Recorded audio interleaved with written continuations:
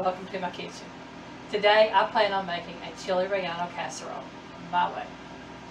And what I plan on using, I have 3 poblano peppers that I plan on roasting.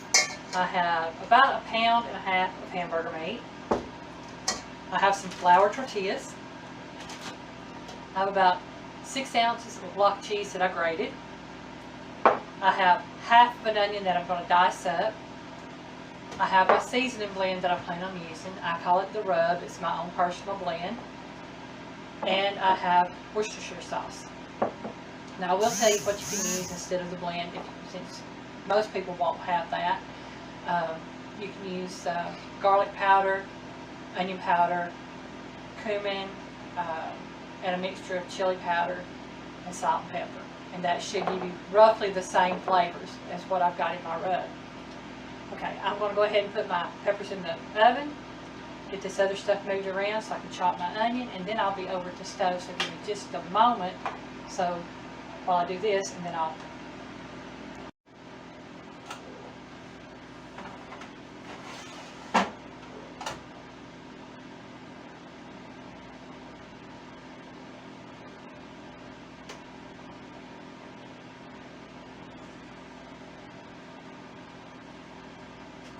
Okay, what I did was I put the peppers in my little bitty air fryer multi-oven. I've got it on convection bake at around 400 degrees, and I'm going to let it bake there for about 20 to 25 minutes so that it'll roast a little bit for me. Okay, now I'm going to move this other stuff around.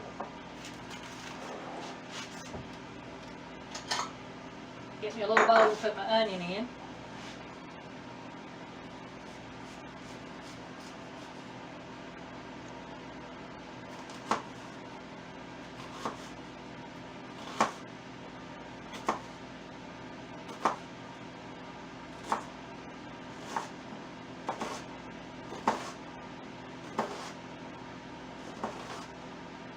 I don't know about anyone else, but I love Mexican food.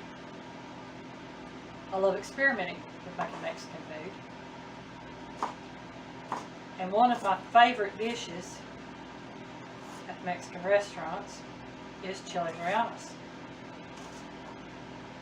And I'm going to be honest here, I've looked up chili rellenos online to see how to make them. And I've watched videos on how to make chili rellenos, and I've watched videos on how to make chili rellenos casserole. And as far as this goes, this is my recipe. I've taken several different aspects from some of the recipes and videos that I've searched out, and I've made up my own recipe. I encourage anybody to do the same. If you love to cook, then experiment in the kitchen. If you don't have a recipe for something and you're wondering if you can make it or how it's made, look it up. And if you don't have those ingredients, but you have other ingredients that you like, try those ingredients. It's your kitchen, your rules. That's what I tell everybody. My kitchen, my rules, your kitchen, your rules. You do what you want in your kitchen. So I'm fixing to take this stuff over to my little stove, cook up my hamburger meat and onion, get it seasoned up and ready to go in this casserole. And then once the peppers get done, I'll make up my casserole and get it in the oven. So give me just a moment to get over there and we'll be right back. Okay, I'm over here at the stove now, getting ready to cook my hamburger meat. Got that there. I've already got my skillet on. I should say my eye on and my skillet on the eye.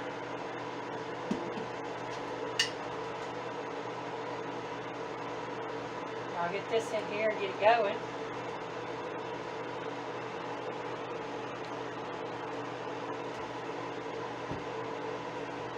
I think I'm going to have to get a stiffer spatula.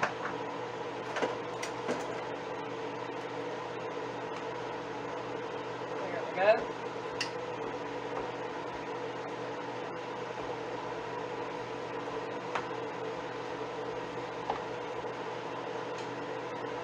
hamburger meat to cook a little bit. And then I'll add my onion and my seasonings. Okay. There we go. Got the splatter spraying across the top of it. And I'll be back in just a moment once this gets cooking down a little bit. Okay, I'm back to stir the hamburger meat. Let's take this off. It's cooking down really good.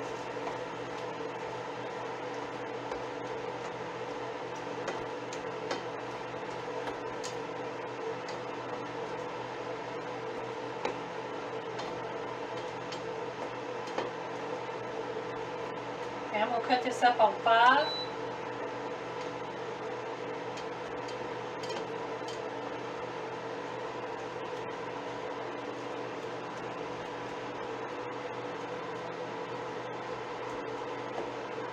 While my hamburger meat was cooking down, I checked my peppers in the oven and noticed that they were ready to come out. So I've got them in a bowl covered in aluminum foil. And what I'm going to do is let the heat from the peppers sweat the skins. And I'll remove the skins off the peppers here in a minute. And I'll show you how I do that. So just give me a couple minutes on this right here for it to cook down some more. And we'll see about adding our seasonings to it. We'll be back in just a minute. Alright, I'm back over here at the stove again. Hamburger meat has cooked down quite a bit. I'm going to be pouring the grease off of it. Now when it comes to hamburger meat or ground meat, you can use whatever you want. I happen to have ground beef. And you can use ground chuck, ground beef, ground sirloin. I'm pretty sure if you wanted to, you could use ground venison, ground chicken. As I said, you know, whatever you have in your kitchen. Alright. I'm going to add this onion.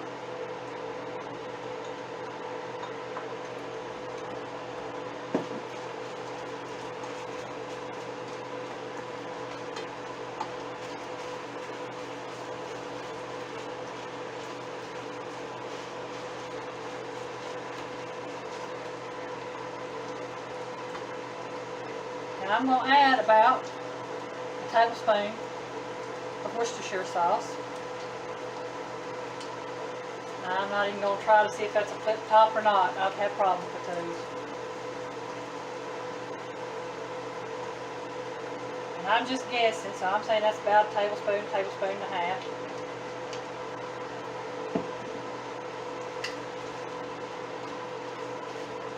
There's a little meme goes around in Instagram and Facebook, other places. It says you sprinkle the seasons till you hear your ancestors say, "That's enough, my child."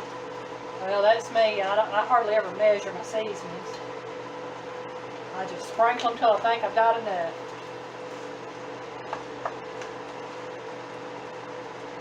Okay. Next is going to be my rub. Now, I'll probably put about a tablespoon, tablespoon and a half of my rub.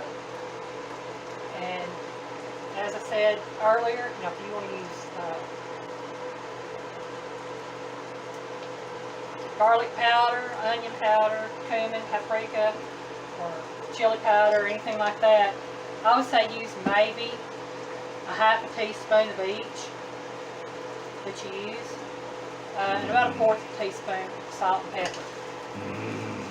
I have salt and pepper in the rub, so I don't have to worry about adding extra. The rub. And I might one day share my recipe for the rub. Because I tell you right now, it doesn't seem to matter what I put it on. I can put it on any kind of meat. I can put it on any kind of vegetable. And you get the flavor of the rub, but you also get the flavor of what it's on.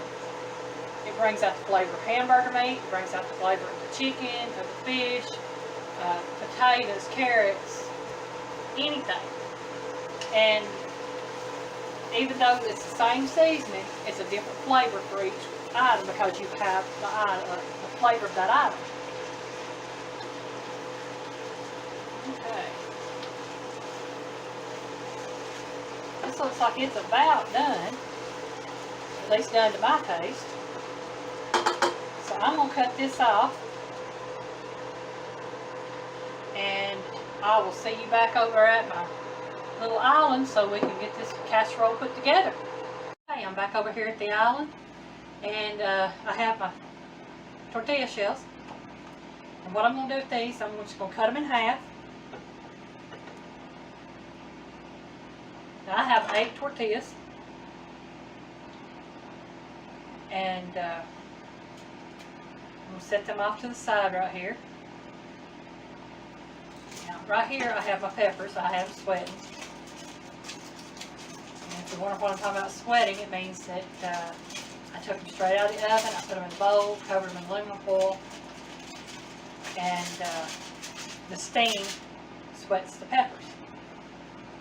Now I've got some paper towels here that I'm going to hold this thing with because it is hot. And what I was talking about doing, as you can see, is peeling that skin off.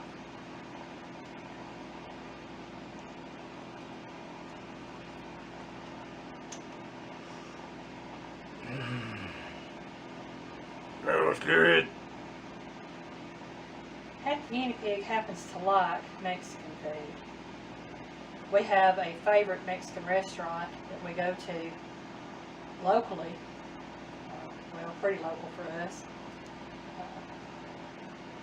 And they have some really good managers and wait staff there.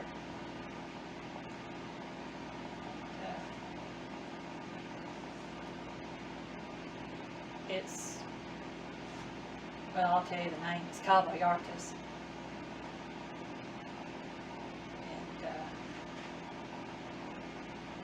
And usually when we go there,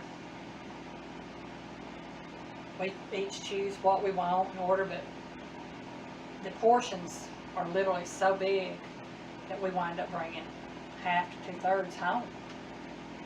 So we've got to the point now we just order one meal and kind of share it. Well, that pepper is not wanting to peel, is it? I'll tell you what, I've showed you what I'm doing. I'm going to go ahead and peel these other 2, and then I'll be right back. Okay, I've got these peppers peeled, and I've got them split open. And now to assemble my casserole. Okay, so I've got my tortillas cut in half. And I'm going to line my casserole. And maybe you can see how I did that. Okay. Well, that tortilla just moved back. I'm going to take a little bit of the hamburger meat.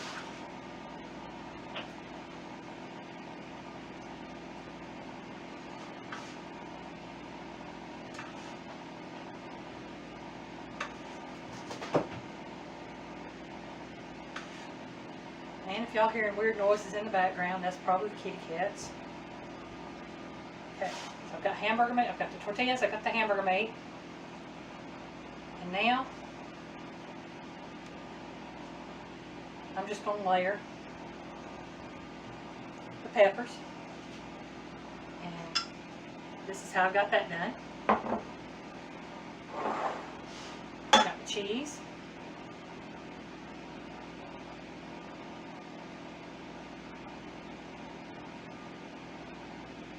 Sprinkle some over the peppers. And now I'm just going to layer some more tortillas.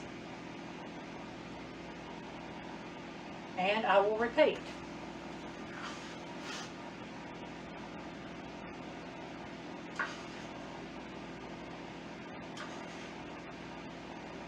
And it looks like I'm going to get about 3 layers, possibly.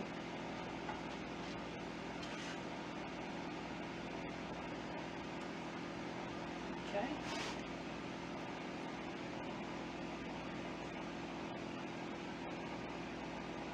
Pepper there.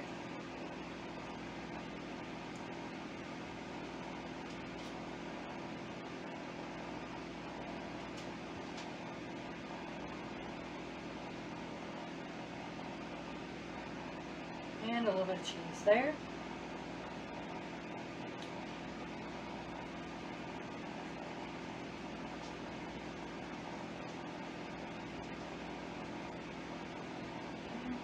Looks like I'm going to have a little bit of extra tortilla there.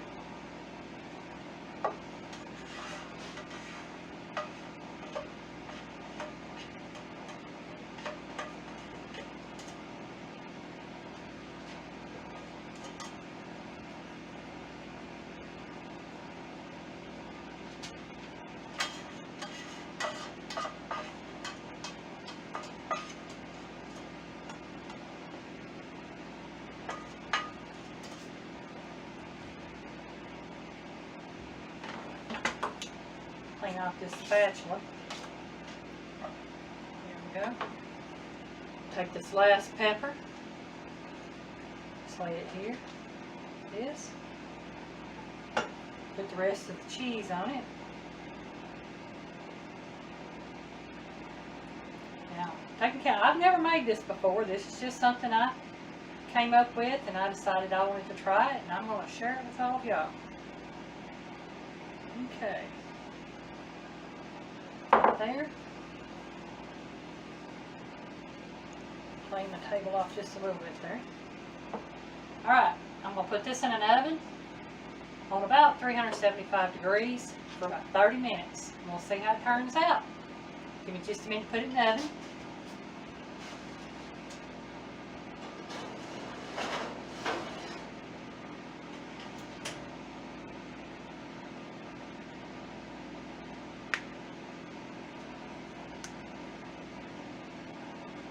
Alright, it's in the oven, set for 30 minutes, and I'll let you see what it looks like when I take it out. Be back in a little. Okay, we're back to check on the chili Rellenos casserole. It should just be about done. Let me check the oven here just a second.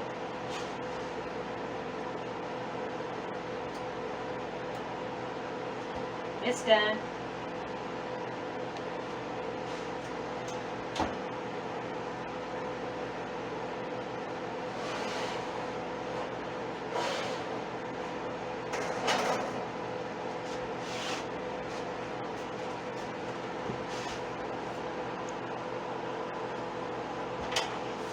Okay, like I said, I've never made this before, so I don't know how it's going to turn out.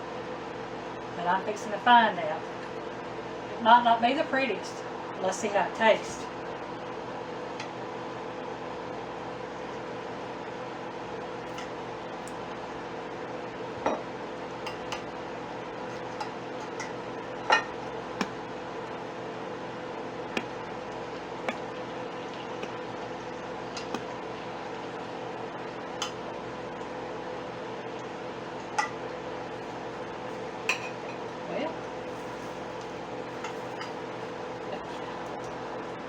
I guess it wouldn't be cooking in my kitchen if there wasn't a small mishap going on.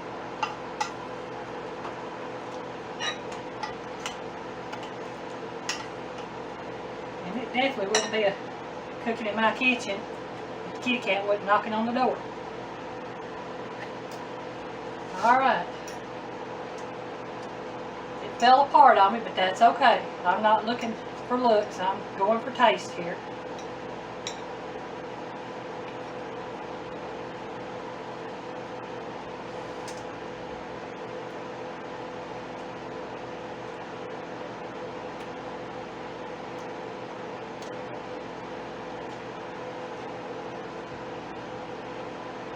It has a really good flavor. I will definitely be making this again. It looks like the pack of guinea pigs want to bite. So let me step off and give him a bite.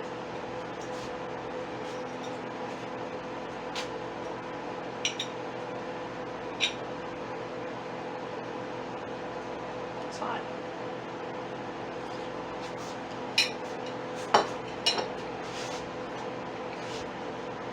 See if he gives me a 2 thumbs up on this one. He is my happy guinea pig for a reason, especially when it comes to experimental cooking.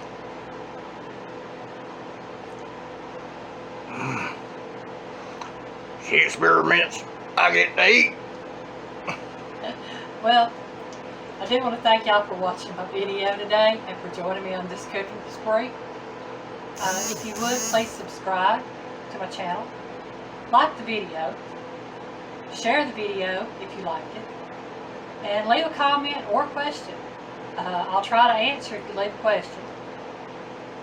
And if you see the little bell icon once you subscribe, please click on it and click on all so you'll be notified when I upload another video. So thank you again for watching, and y'all have a great day. Bye y'all.